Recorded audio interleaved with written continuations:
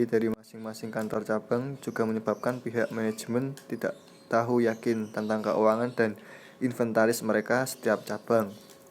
Sistem yang akan dibangun merupakan wadah yang digunakan untuk menyimpan data dari berbagai kantor cabang. Dari wadah ini akan dilakukan seperti itu proses analisis online analytical processing, dan juga dapat digunakan sebagai pelaporan tools. Data operasional tiap cabang akan dimasukkan ke dalam database pusat.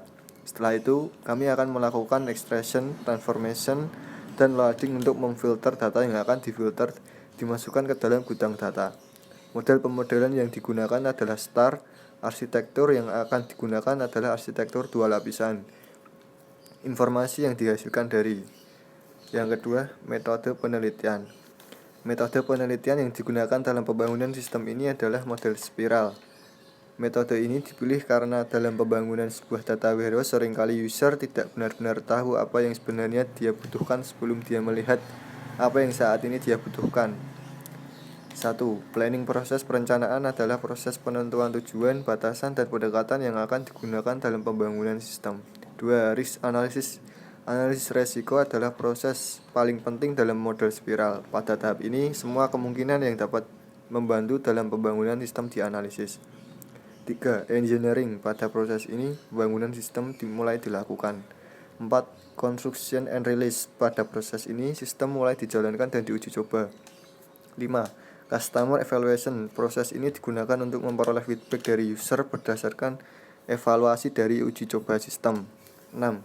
Customer communication. Proses ini digunakan untuk mencari kebutuhan baru dari user berdasarkan hasil evaluasi.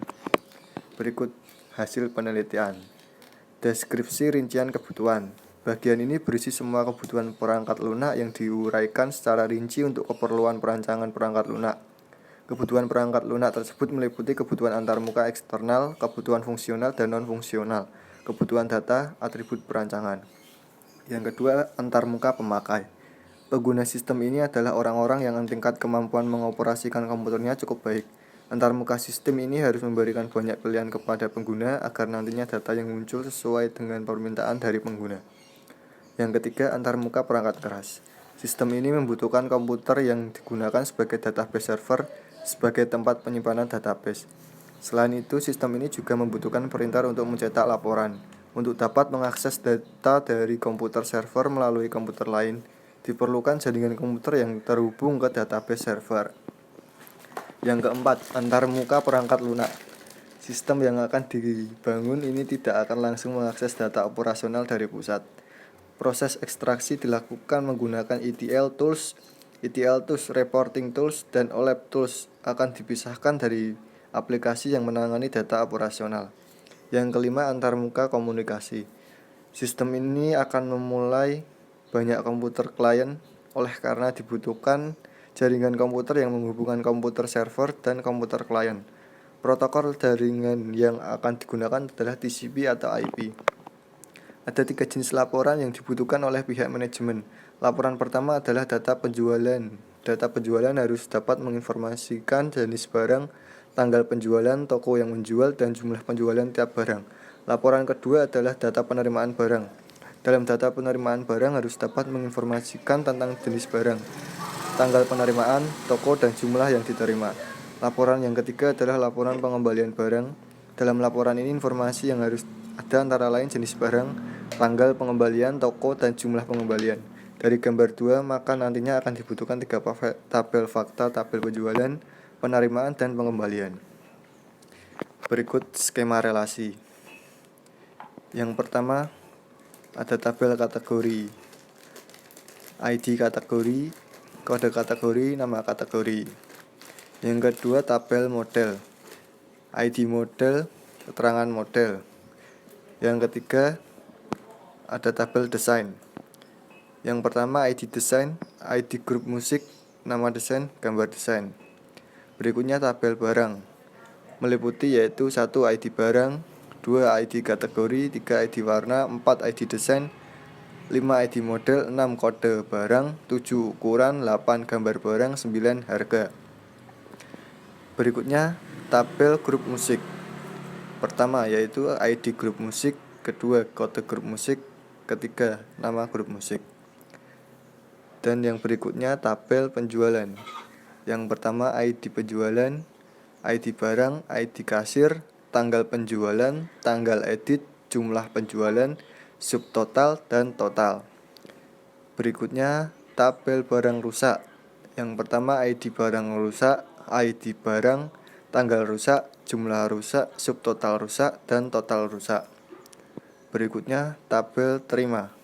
Yang pertama ID terima, ID kasir, ID barang, tanggal terima, jumlah terima. Berikutnya tabel warna, yaitu 1 ID warna, kode warna, dan nama warna. Dan yang berikutnya tabel kasir.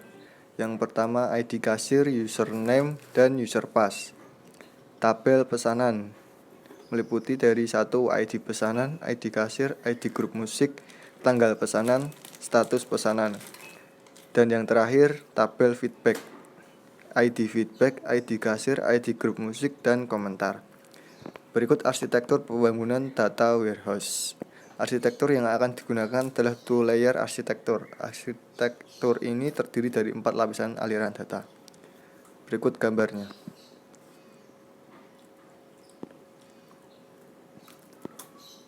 Lapisan pertama adalah short layer.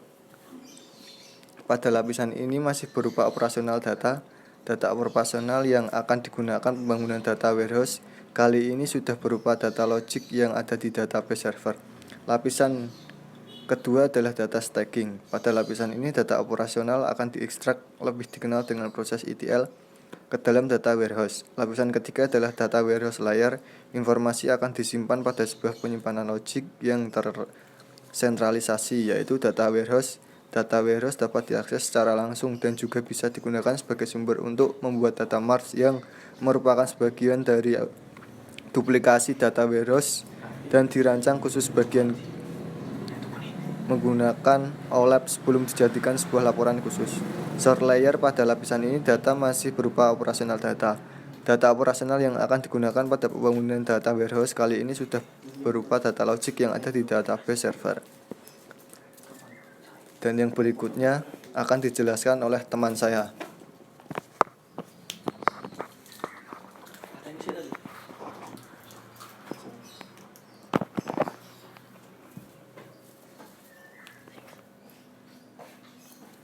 Data stacking.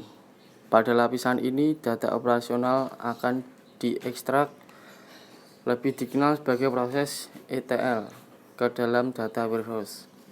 ETL terdiri dari 4 langkah, yaitu data stacking. Pada lapisan ini, data operasional akan diekstrak, lebih dikenal dengan proses ETL, ke dalam data warehouse. Langkah pertama adalah extraction. Pada proses ini, data operasional yang diperlukan pada data warehouse akan dibaca untuk kemudian masuk ke proses cleansing. Data yang akan diambil nantinya adalah data penjualan dan penerimaan dan data pengembalian. Data-data akan diambil dari tabel penjualan, penerimaan, pengembalian, barang, kategori, warna, desain, grup musik, toko, kota, dan provinsi. Untuk data penjualan, data penerimaan, dan data pengembalian tidak akan diambil keseluruhan. Langkah kedua adalah cleansing. Pada proses ini, data operasional yang telah dibaca akan diperbaiki dari kesalahan pada proses input data. Misalnya, terjadi redundansi data, nilai suatu field yang tidak sesuai dengan konsistenan dari data, dan lain-lain. Di sini juga record yang salah satu fieldnya memiliki null value akan dibersihkan.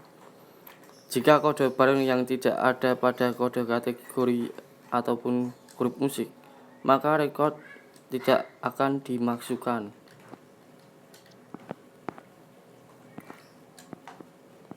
Langkah ketiga adalah transformation. Pada proses ini, data yang sudah dibersihkan diubah dari format data operasional menjadi format data warehouse. Untuk proses ini, format yang akan diubah hanya format tanggal saja, baik pada data penjualan, data penerimaan maupun data pengembalian. Langkah keempat adalah loading. Pada proses ini, data yang sudah dibaca, dibersihkan, dan dirubah formatnya akan disimpan pada data warehouse. Teknik yang akan digunakan adalah update. Data yang sudah ada tidak akan dihapus atau diubah karena data akan diupdate secara berkala. Nantinya semua data yang sudah melalui proses extracting, cleansing, dan transformation akan langsung dimasukkan ke data warehouse tanpa merubah data yang sudah ada. OLAP, Online Analytical Processing. Setelah data warehouse terbentuk, langkah terakhir adalah melakukan pengambilan data dari data warehouse. Dalam pembangunan data warehouse kali ini, hasil output dari data warehouse akan berupa laporan dan juga digunakan untuk analisis data dengan OLAP.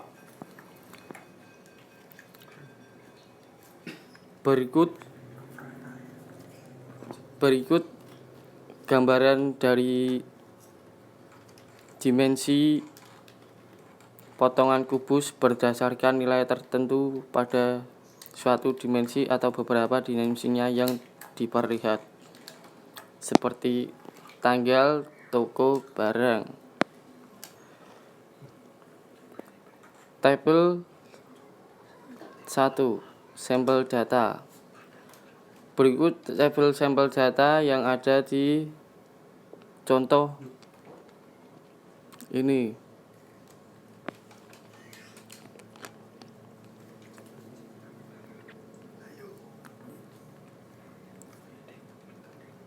Tabel ini merupakan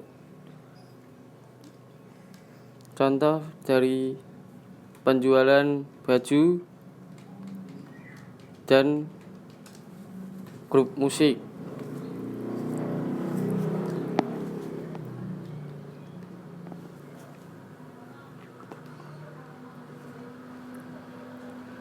Berikut adalah sampel dari cleansing jika dari tabel 1. Jika ingin melihat data penjualan dari toko Dewi Sartika di Medan pada tanggal 3 Desember 2013, maka lakukan seleksi pada data di atas berdasarkan dimensi toko dan tanggal. Berikut contoh tabel kubus di bawah ini, gambar ilustrasi slicing. Ada tanggal, barang, toko.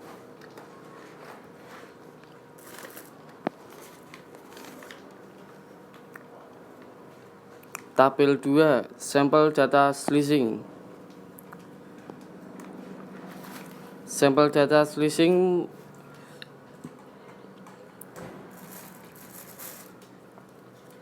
merupakan tabel dengan kode barang, kategori, grup musik, ukuran, tanggal, toko, jumlah penjualan, dan total pendapat.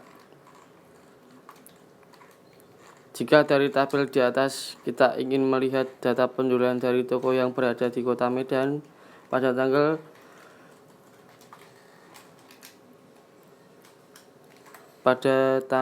12 Desember 2013, maka lakukan pengelompokan dan seleksi berdasarkan turunan dari dimensi toko, tanggal, dan barang.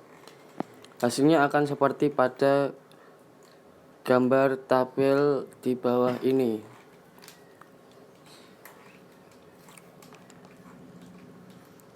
Berikut adalah sampel dari dishing. Jika dari tabel di atas kita ingin melihat data penjualan dari toko yang berada di Kota Medan pada Desember 2013, maka lakukan pengelompokan dan seleksi berdasarkan turunan dari dimensi toko, tanggal, dan barang. Hasilnya akan seperti gambar di bawah ini.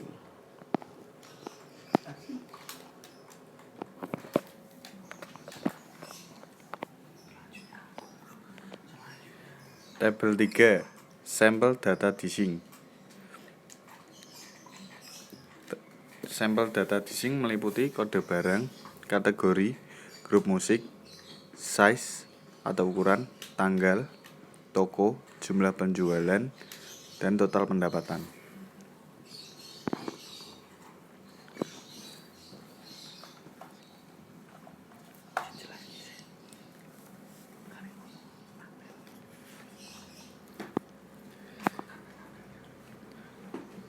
Kode barang untuk kategori baju memiliki ukuran L, dan toko Dewi Sartika, Medan, jumlah penjualan 4, total pendapatan 200.000.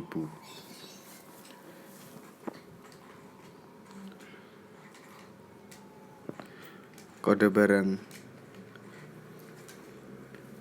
BJUR CD001 baju transit ukuran L, toko dalam kaum Medan, jumlah penjualan 2, total pendapatan 100.000.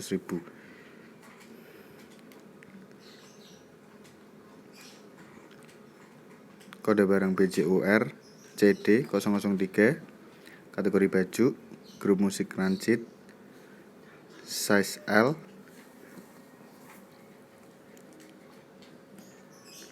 toko Dewi Sartika Medan, jumlah penjualan 2, total pendapatan 90.000. Kode barang BJU RCD 003 kategori baju, grup musik transit, size L, dalam kaum Medan, jumlah penjualan 7, total pendapatan 315.000. Kode barang BJU AV 5001 kategori baju, grup musik Avenged Sevenfold, ukuran XL, toko Dewi Sartika Medan, jumlah penjualan 4, total pendapatan 200.000. Kode barang BJU AV 5001 kategori baju, grup musik Avenged Sevenfold, size XL, toko dalam kaum Medan, jumlah penjualan 1, 50.000, total pendapatan. Kode barang BJU RCD001 kategori baju, grup musik transit, size XL, toko Dewi Sartika Medan, jumlah penjualan 2, total pendapatan 100.000. Kode barang BJU RCD001 kategori baju, grup musik transit, size XL, toko Dewi dalam kaum Medan, jumlah penjualan 5, total pendapatan 250. Kesimpulan: setelah melakukan implementasi serta pengujian pada sistem yang dibangun, maka dapat diperoleh kesimpulan sebagai berikut. Dapat meningkatkan strategi penjualan produk, memudahkan analisis sinkronisasi data antara pusat dan cabang, memudahkan pemberian feedback oleh pihak kantor cabang, membantu pihak manajemen PT EGZ dalam menghasilkan laporan yang dapat digunakan untuk menentukan strategi produksi dan distribusi. Saran: